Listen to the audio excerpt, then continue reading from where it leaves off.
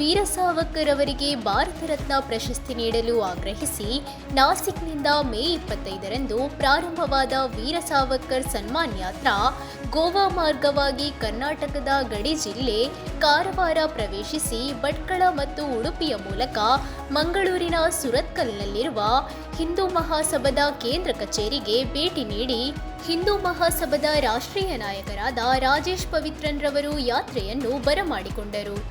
ಕರ್ನಾಟಕ ರಾಜ್ಯದಲ್ಲಿ ಈ ಯಾತ್ರೆಯ ಸಂಪೂರ್ಣ ಜವಾಬ್ದಾರಿಯನ್ನು ಹಿಂದೂ ಮಹಾಸಭಾದ ರಾಜ್ಯಾಧ್ಯಕ್ಷರಾದ ಡಾಕ್ಟರ್ ಎಲ್.ಕೆ. ಸುವರ್ಣ ವಹಿಸಿ ನಂತರ ಯಾತ್ರೆಯನ್ನು ಮಂಗಳೂರಿನ ಮಾರ್ಗವಾಗಿ ಹಾಸನ, ಬೆಂಗಳೂರು ಮುಖಾಂತರ ತಮಿಳುನಾಡಿಗೆ ಬೀಳ್ಕೊಟ್ಟಿದ್ದಾರೆ.